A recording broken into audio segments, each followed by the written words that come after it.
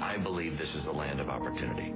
I believe that if we restore the principle of opportunity and hope and give everyone a fair chance, you're going to see this country come roaring back.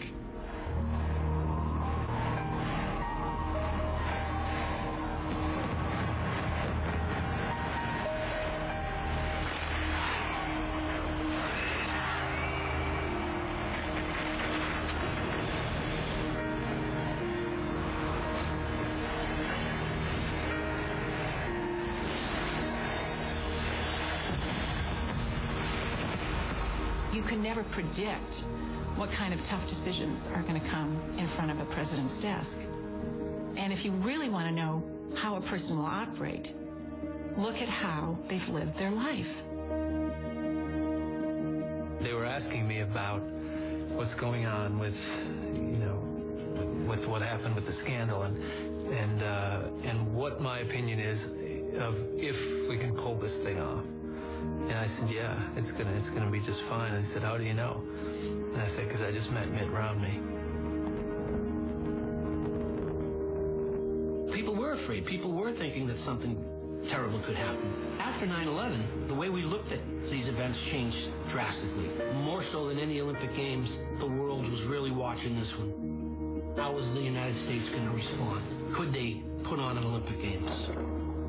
It was worse than I'd expected. I thought the Salt Lake turnaround was just a public relations turnaround. Instead, it turned out to be a financial turnaround and a governmental turnaround. He was not a figurehead. He was not only running this show, but he was out there speaking to the people and showing them through his words, through his actions, what the Olympics could mean to the United States. When I was diagnosed with multiple sclerosis, both of us just dissolved in tears. Probably the toughest time of my life was standing there with Ann as we hugged each other and the diagnosis came. I was very, very ill. I don't know if people knew how sick I was. I was frightened. Mitt was frightened. But I needed him desperately. Look, I'm happy in life as long as I've got my soulmate with me. Mitt decided that he was going to honor heroes throughout the country and that the torch relay was going to be all about heroes. And Mitt chose me as his hero. My life was in jeopardy. And I was like as vulnerable as a person could be. And I trust Mitt. I trust him with my life. She's gorgeous. Absolutely beautiful. I can't explain love. I don't know why it happens. I don't know why it endures the way it does. At the very beginning, I sat with her, chatted with her, put my arm around her, and, something changed. My 16th birthday party was when Mitt and I really became sort of an item. Mitt helped plan it, and it was just sort of the beginning of our romance. 1968, he flew into the Detroit airport right before Christmas. Of course, his mother's got her arms open, and he runs right by her and grabs me. On the car ride home from the airport, I turned to Ann and said, I feel like I've never been away. And she said, I feel the same way. So by the time we got home, we get out of the car and we tell everybody, well, we're getting married next week. We compromised and waited until March 21st. You sweet baby. Sweet baby. I could do okay when I hit the 2. My brother and I, Matt, fought a lot. 3, not bad.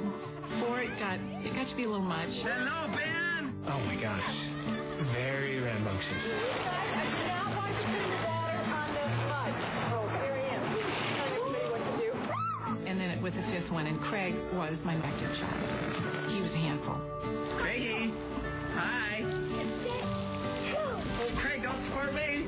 I remember my mom was always begging for us to be quiet. Just please, can I have quiet in this house? We could bend a lot of rules and get in a lot of trouble. We could never, ever say anything bad about my mom. I traveled a good deal in my early career. I would call Ann, and I could hear the boys in the background, and she might be a little exasperated. And I said, Ann, don't forget, what you're doing is more important than what I'm doing. I hate to say it, but often I had more than 5 sons. I had 6 sons. How you doing, Knuckle Snorts? He was really playful.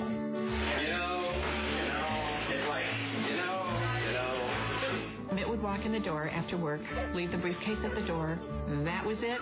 Never thought about work again until he left in the morning. We just felt like we were the most important thing in his life. I went to Mom if I ever needed money, because you never went to Dad.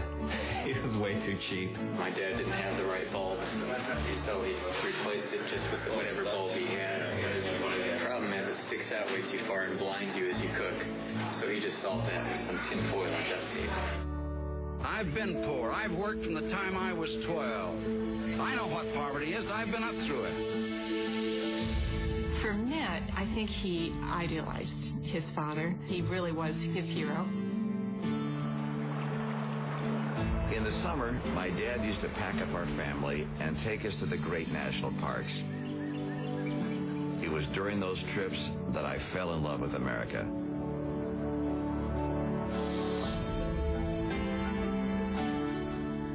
Dad was born in Mexico. His parents and grandparents had moved to Mexico. They were refugees from a revolution. I remember Anne asking my dad, what was the most meaningful accomplishment of your life? And without hesitation, he said, the greatest accomplishment of my life is having raised you four kids. Like me, he fell in love young. Family for my mom and dad was everything. My dad worked for his dad. He was a drywall guy. Back then, they called it lath and plaster. He could put nails in his mouth and spit them out pointy and forward. I grew up watching my dad lead. Look, I'm in public life today because I'm concerned about America. I'm concerned about what's happening to America. If he felt some way about a particular issue, there was no question in your mind about how he felt. Friends called him the brick because he was immovable. He let me tag along in some very unusual settings. What's the best car on the road? Rattler. I didn't realize he was giving me an experience that was more helpful from a leadership standpoint than anything I learned in school. Staples, I think, is a good example of where Bain & Company can support the management of an excellent company. What was special about Mitt is he understood what was behind the numbers. What's behind the numbers was great people. Mitt Romney valued every employee. He made it a point to let us know that every employee was critical to the success of Staples. Why would anybody want to save on envelopes and file folders? Mitt is a cheap son of a gun. And if he could save 50 cents on paper clips, he'd drive a mile to do it. Mitt knows how to grow jobs, bring jobs back to this country. And if you ask me why, because I've seen him do it firsthand. He was dealing with the fundamental problems that companies confront. He was dealing with them in a way that allowed them to grow, to add jobs, to build factories. Wicked smart. When I became governor of Massachusetts, I took the skills I'd learned in business and went to look at our state budget. We were about $3 billion out of balance. I'll never forget the first cabinet meeting. The governor asked one of his assistants to bring out a list of campaign promises. Now, there were something like 44 campaign promises. The governor said, by the end of this administration, we're going to go right down this checklist and keep each and every promise that was made. And I said, he's different. I actually cut spending dollars in Massachusetts, and we balanced our budget and went from a $3 billion budget gap in my first year to over $2 billion rainy day fund. When he came into office, we were in fiscal crisis. When we came out, we were on much more solid footing. His whole life has brought him to this point of being able to have the skills and the experience to be able to tackle something as difficult as this, as turning this country around. Mitt Romney is in this race, I believe, not just for himself. He's in it to improve the lives of the American people. He's an extraordinary chief executive officer. I know he understands the economy. He's uniquely qualified to get our economy moving again. Takes control.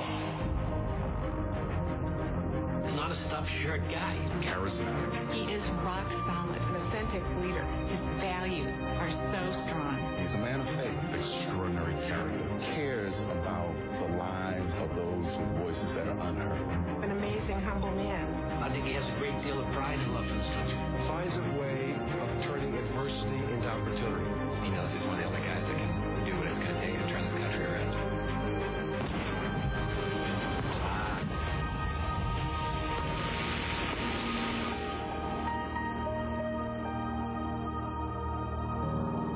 I will devote every waking hour of my energy to getting America strong again.